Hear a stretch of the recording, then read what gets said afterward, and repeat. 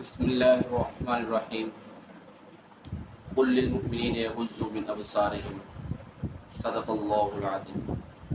میرے محترم دوستو عزیزو، شریعت نے مسلمان کو گناہوں سے بچنے کا بہت زیادہ کہا ہے اور نیکی کرنے کا کم کہا ہے۔ تو پتہ چلا کہ اصل زندگی کا مقصد گناہوں سے بچنا ہے، اور جو گناہوں سے بچ جائے گا تو وہ خود بخود نیکی بھی کر لے گا۔ اس لیے اصل جو چیز ہے، وہ جو نفس کے خلاف چلنا ہے، وہ گناہوں پر نہ چلنا ہے، وہ گناہوں کا بائیکاٹ کرنا ہے۔ اس لیے میرے دوستوں، میرے عزیزو، اصل جو چیز ہے وہ یہ ہے کہ گناہوں سے بچنا، اور قرآن پاک میں احادیث مبارکہ میں گناہوں سے بچنے کی زیادہ تاکید آئی ہے بنسبت اس کے کہ ہم اچھائی کا کام کریں، خیر کا کام کریں۔ تو ان گناہوں میں سے بدترین گناہوں میں سے ایک بہت بڑا جو گناہ ہے، جو انسان کو اللہ کی نگاہ میں ذلیل کر دیتا ہے، بلکہ انسان خود اپنی نگاہ میں بھی ذلیل ہو جاتا ہے، وہ ہے بد نظری۔ بد نظری بد نظری ایک ایسا گناہ ہے کہ جس کے اثرات ذہن پر جاتے ہیں، جس کے اثرات دل میں آتے ہیں، اور دل میں اللہ ہے، اور اللہ جل شانہ ناپاک دل میں نہیں۔ اس لیے میرے دوستوں، میرے عزیزوں، ارشاد فرمایا قرآن پاک کے اندر قل للمؤمنین یغضوا من ابصارهم، کہ اے ایمان والو اپنی نگاہوں کو نیچے رکھو، نیچے کر کے چلو، ان کو جھکاؤ، اور نہ اتنا نیچا دیکھو کہ ہماری جان کا خطرہ ہو، اور نہ ہم اتنا اوپر دیکھیں کہ ہمارے ایمان کا خطرہ ہو۔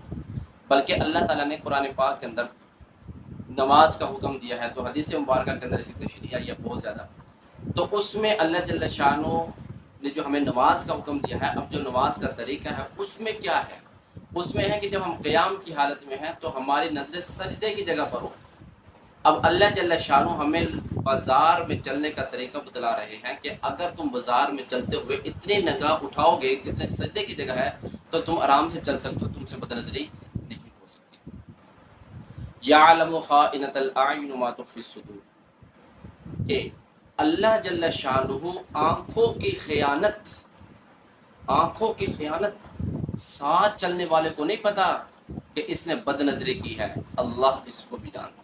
وما تخفی الصدور، اور جو دلوں میں تم چھپائے بیٹھے ہو نا، سینوں میں جو تم چھپائے بیٹھے، اللہ اس کو بھی جانتے ہیں۔ یہ سب اللہ کے سامنے واضح ہے۔ تو اس لیے میرے دوستوں، میں جو اللہ جل شانہ اس دل کے اندر ہوں گے جو دل پاک ہو۔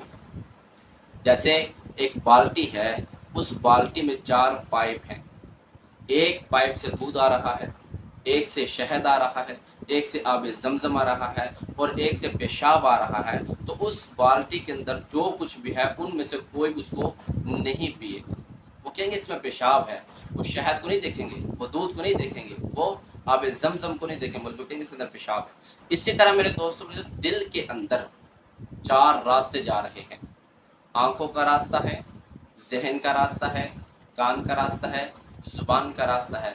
اگر یہ 4 راستے صحیح ہو جائیں تو پھر دل میں اللہ جل شانہ آ جاتے ہیں، دل پاک ہو جاتا ہے، پھر عبادت کرنے میں مزہ آتا ہے اگر یہ 4 راستے پاک ہو جائیں۔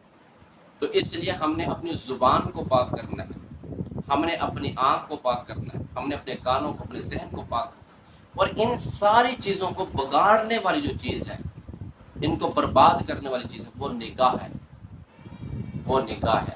جیسے موبائل ہے نا، موبائل ہے، اس کو صحیح استعمال کریں تو کتنے فائدے، اور غلط استعمال کریں تو کتنا نقصان ہے۔ اسی طرح یہ آنکھ ہے، اس کو صحیح استعمال کریں تو بہت فائدے ہیں۔ حدیث پاک کے اندر آتا ہے کہ جو بندہ بازار میں چلتا ہے اور اس کے سامنے غیر محرم آ جائے اور وہ اپنی آنکھوں کو اس لیے نیچا کر لے کہ اللہ مجھے دیکھ رہے، تو اللہ جل شانہ اس کے اس عمل پر اسی وقت ایک فرشتہ پیدا کرتا ہے، وہ قیامت تک اس کے لیے طواف کرتا رہے گا، قیامت تک طواف کرتا رہے گا، اور اس کو ثواب ملتا رہے گا، صرف ایک مرتبہ نگاہ نیچے کرنے کی وجہ سے۔ اور جو پھر بدنظری میں مشغول ہو جاتے ہیں، پھر ان کا ذہن بھی برباد، ان کے کان بھی برباد، ان کی زبان بھی برباد، اور جب یہ چار چیزیں برباد ہو جاتی ہیں تو پھر دل بھی برباد ہو جاتا ہے۔